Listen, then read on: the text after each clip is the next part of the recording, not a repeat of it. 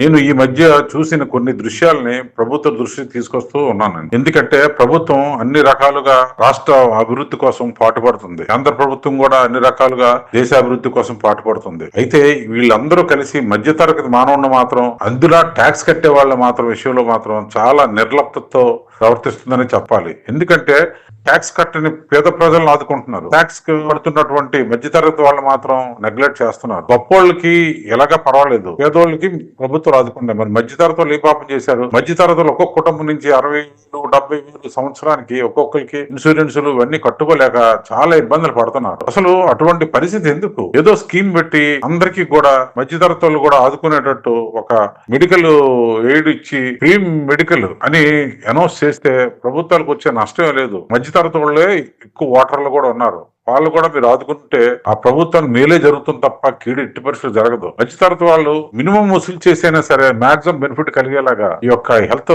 పాలసీని తీసుకురావాలి. అదే విధంగా ఎడ్యుకేషన్ విషయంలో కూడా మధ్యతరగతి వాళ్ళు చాలా ఇబ్బందులు పడుతున్నారు. చాలా మంది చెప్పుకోవట్లేకపోతున్నారు. కానీ హెల్త్, ఎడ్యుకేషన్ అనే విషయాలు మాత్రం మధ్యతరగతి చాలా బాధలు పడుతున్నారు. కనుక కేంద్ర రాష్ట్ర ప్రభుత్వాలు ఆలోచించి మధ్యతరగతి వారి విషయంలోనే ఇన్కమ్ సోర్స్ లిమిట్ పెట్టకుండా ఎవరికైనా సరే ఎడ్యుకేషన్ విషయంలోనూ అదే విధంగా హెల్త్ విషయంలో కానీ మంచి పాలసీ తీసుకురావాలని నిర్మలా సీతారామన్ గారిని మన రాష్ట్ర ప్రభుత్వాన్ని వేడుకుంటున్నాం. ఎందుకంటే కొన్ని రాష్ట్రాల్లో ఎడ్యుకేషన్ విషయంలోనే కొంత ఫ్రీ హోల్డ్ చేసుకుంటూ వాళ్ళ రాష్ట్ర ప్రజలకు మేలు కలిగే విధంగా రాష్ట్రాలు ఒక ఛాన్స్ తీసుకుంటున్నప్పటికీ కేంద్ర ప్రభుత్వ పాలసీ అయితేనే పర్ఫెక్ట్ గా అందరికీ అందేటట్టు ఉంటుంది. కనుక కేంద్ర రాష్ట్ర ప్రభుత్వాలు ఈ విషయం మీద ఆలోచించాలి. ఎందుకంటే మధ్యతరగతి ప్రజలు మాత్రం చాలా ఘోరాతి ఘోరంగా ఈ ఎడ్యుకేషన్ విషయంలోనూ ఈ హెల్త్ విషయంలోనే నలిగిపోతున్నారు.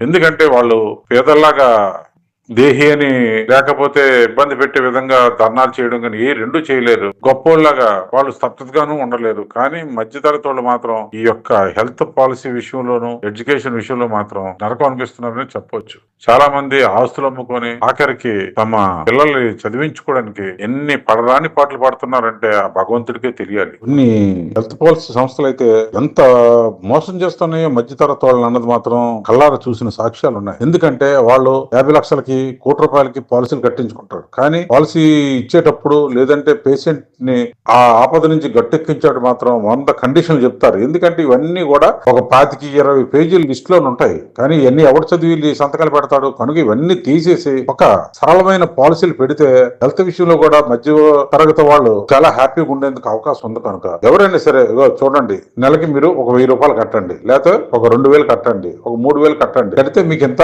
డెఫినెట్ గా మీరు హాస్పిటల్ జాయిన్ అయితే చాలు మీకు ఎంత వస్తుందనేసి ఒక భరోసా ఉండాలి. ఎన్ని మోసాలు జరుగుతున్నాయి అన్నది ప్రతి మధ్యతరగతోడు ఫేస్ చేస్తున్నాడు. ప్రభుత్వ దృష్టికి వస్తున్నప్పుడు కూడా దానికి సొల్యూషన్ దొరకడం లేదు. ఏదైనా సరే మధ్యతరగతోడు మాత్రం నలిగిపోతున్నాడు ఈ విషయంలో మాత్రం. అదే ఎడ్యుకేషన్ విషయంలోనే ఫీజులు ఒకప్పుడు ఎల్కేజీకి 5,000, 6,000, 10,000 అంత 1,000-2,000. ఇప్పుడు ఎల్కేజీ కూడా ₹1,00,000, 2,00,000 తీసుకునేంత కాంపిటీషన్ స్కూళ్లు తయారైపోయాయి. ఇంటర్నేషనల్ స్కూల్ అంటున్నారు. ఇంటర్నేషనల్ స్కూల్ పేరు పెట్టి ₹50,000 నుంచి ₹1,00,000 వరకు ఫీజులు కలెక్ట్ చేస్తున్నారు. దానివల్ల మధ్యతరగతోడు ముందుకెళ్ళి వెళ్ళలేకపోతున్నాడు, వెనక రాలేకపోతున్నాడు, నలిగిపోతున్నాడు. కనుక మధ్యతరగతుల విషయంలో మాత్రం ప్రభుత్వాలు మాత్రం చాలా ఆలోచించి మంచి నిర్ణయం తీసుకోవాలి. చేతులెత్తి ప్రార్థిస్తున్నాం. ప్రభుత్వ పెద్దలారా ఆలోచించండి. అసలు మధ్యతరగతోడు మానసిక స్థితి ఎలా ఉందంటే మనం కూడా ఒక పేదోడు అయిపోతే బాగుంటది, మనం కూడా ట్యాక్స్ లేకపోతే బాగుంటది. చాలా మంది ఇదివేత్తలు చెప్పిన ప్రకారం అయితే సుమారు 140 కోట్లలోని ఒక 10% to 20% కూడా ట్యాక్స్ కట్టిన వాళ్ళే ఉన్నారు. ఈ 10 to 20% ట్యాక్స్ కడుతున్న వాళ్ళు కూడా ఏం పాపం చేసుకున్నారో వాళ్ళకి సరైన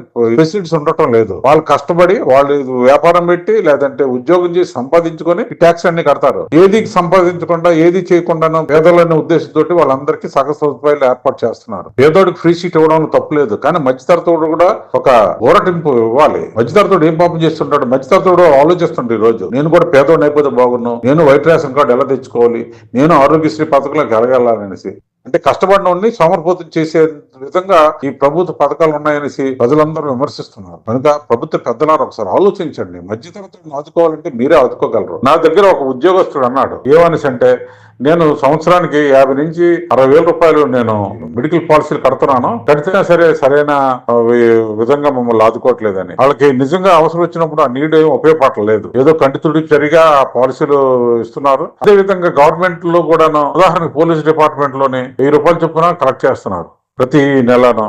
వాళ్ళకి 10 లక్షల వరకు ఇంత ముందు ఒకేసారి పాలసీలు ఉండేవి. ఈ రోజు 2 లక్షలకి పరిమితి చేశారు. వాళ్ళు ఎంత బాధపడుతున్నారు? ఆరోగ్యం వచ్చిందంటే 2 లక్షలు 3 లక్షలు 4 లక్షలు అని కాదు కదా. వాళ్ళ ఆరోగ్యం తేరుకునేంత వరకు ప్రభుత్వాలు ఆదుకోవాలి. ఇది ప్రభుత్వాలు విమర్శించడం కాదు, ప్రభుత్వాలకు ముందుకి ప్రజలు పడుతున్న ఆవేదన తెలియజేసేందుకే ఈ వీడియో చేయడం జరిగింది. ఎవరో ఒకరు చెప్పాలి. చెప్పకపోతే ప్రభుత్వాలు కూడా ఎన్నో బిజీ షెడ్యూల్లో ఉంటారు, అదే విధంగా రాష్ట్రాభివృద్ధికి పాటుపడుతుంటారు. కానీ ఇటువంటి విషయంలో మాత్రం కొద్దిగా ప్రభుత్వ పెద్దలు కూడా ఆలోచించి నిర్ణయం తీసుకుంటే పేదవాళ్ళకి జరిగిన మేలు రకంగానే మధ్యతరగతులకు మేలు జరుగుతుంది, అది కూడా ఉద్యోగస్తులకు కూడా మేలు జరుగుతుంది. తద్వారా ప్రభుత్వానికి మంచి పేరు వస్తుంది. ఎవరో చేసిన పాపానికి, ఎవరో చేసిన తప్పులకి గత ప్రభుత్వం కొన్ని చేసిన తప్పుడు నిర్ణయాలకి ఈ రోజు ఉద్యోగస్తులు మధ్యతరగతులు అందరూ కూడా బాధపడుతున్నారు. మీరు మనసున్న మహారాజులు, మీరైనా సరే ఆలోచించి మధ్యతరగతుల విషయంలో మాత్రం ఎడ్యుకేషన్ అదే విధంగా హెల్త్ విషయంలో మంచి పాలసీలు తీసుకొస్తారని ఆశిస్తూ చేతులెత్తి నమస్కరిస్తూ సెలవు తీసుకుంటాం. I media, me Janardhan.